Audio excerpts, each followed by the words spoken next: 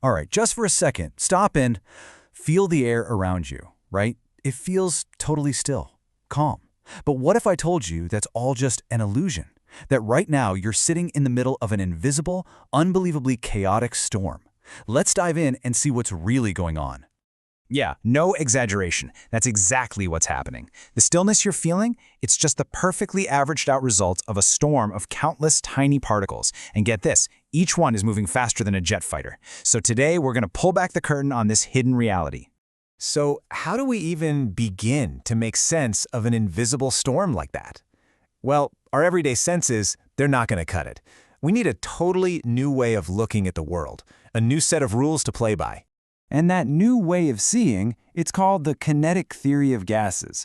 You can think of it as the secret key, the thing that connects the world we can actually feel, things like pressure and temperature, to that hidden microscopic world of these tiny, frantic, moving molecules. Okay, so you might be thinking, how on earth can we track trillions of particles? And the answer is, we don't. To keep things manageable, physicists came up with a brilliant simplification. It's called an ideal gas. It's basically a model, a simplified version of reality with a few ground rules that, believe it or not, helps us make perfect sense of all that chaos. So, this model works by setting up a few simple assumptions, kind of like the rules of a game. First, we imagine we're dealing with a huge number of identical tiny molecules. Second, these molecules are in constant random motion, just zipping all over the place. Third, the space between the molecules is enormous compared to their actual size, so they're mostly empty space. And finally, and this is a big one, all their collisions are perfectly elastic. That just means no energy is ever lost. Think of it like a perfect game of cosmic billiards where the balls never slow down. All right, with those rules in place, we're ready to tackle our first big concept, pressure. I mean, we all know what pressure feels like, right? You inflate a tire, you feel that force pushing out. But what is actually creating that force? What's going on at the molecular level? See, on our big, macroscopic level, we just define it as a force spread over an area. Simple enough. But the kinetic theory, it gives us the real story. And the real story is this. Pressure is nothing more than the relentless collective bombardment of trillions upon trillions of gas molecules slamming into the walls of their container, over and over and over again. So let's break that down. How does that even work? Imagine just one single molecule. It's flying towards the wall of a container. It hits it, and it bounces right back. In that tiny instant, its momentum completely reverses. And that change in momentum gives the wall a tiny, minuscule little push. Now, by itself, one push is, well, it's nothing. Completely insignificant. But of course, it is never just one molecule. We are talking about trillions upon trillions of these collisions happening every single second. And all of those tiny individual pushes, they all add up. And together, they create the steady, constant force that we feel as pressure. It's a bit like a casino. The house has no idea if the next spin of the roulette wheel is going to be a win or a loss. It's random, but over millions of spins, the average outcome is incredibly predictable. That's how they stay in business. A gas works the exact same way. Each individual collision is totally random, but when you have trillions of them, the average result is the stable, predictable pressure we experience every day. Okay, so pressure is all about the force of countless molecular collisions. But what about temperature? This is where things get even cooler, I think. This is where the kinetic theory reveals something truly profound. It turns out it's not just that the molecules are colliding, it's how fast they're moving when they do. I mean, think about it. We look at a thermometer, we see a number. It tells us if it's hot or cold. But what is that device actually measuring? What is temperature really? So on one hand, you've got our everyday human experience of temperature, right? A number on a screen, that feeling of hot or cold. But on the other hand, we have the microscopic reality. And that reality is this.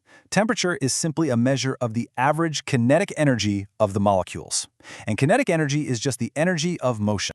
And honestly, this is the big aha moment. Temperature is motion. That's it. Full stop. When you heat something up, you're not adding some mysterious property called heat. Nope. You are literally just making its molecules move faster, on average. So hotter just means molecules are moving faster, and colder just means molecules are moving slower. It's that simple. Now, this new understanding that temperature is just speed, It's not just some neat piece of trivia for a pub quiz. It explains some really fascinating real-world phenomena, like, for instance, a kind of cosmic mystery. Why has almost all of the Earth's original helium just vanished into space? Okay, to solve this, we need one crucial number, and that number is 11.1 kilometers per second. That is Earth's escape velocity. Basically, any object up in our atmosphere that gets going faster than that has enough juice to break free from our planet's gravity and just drift away into space forever. So let's connect this back to our new rule about temperature. Remember, temperature is a measure of average kinetic energy. So let's say you have a heavy nitrogen molecule and a super light helium atom. If they're at the exact same temperature, they have to have the same average kinetic energy. But for that to be true, the much, much lighter helium atom must be moving way, way faster to make up for its tiny mass. So just how fast are the molecules in the air around us moving? Well, a typical nitrogen molecule, which makes up most of our air, zips around at about 511 meters per second. Now that is incredibly fast, faster than the speed of sound. But it's not even in the same ballpark as the 11,100 meters per second needed to escape Earth's gravity. Not even close. But here's the crucial part. Average speed doesn't mean every molecule is going that speed. It's more like a speed lottery.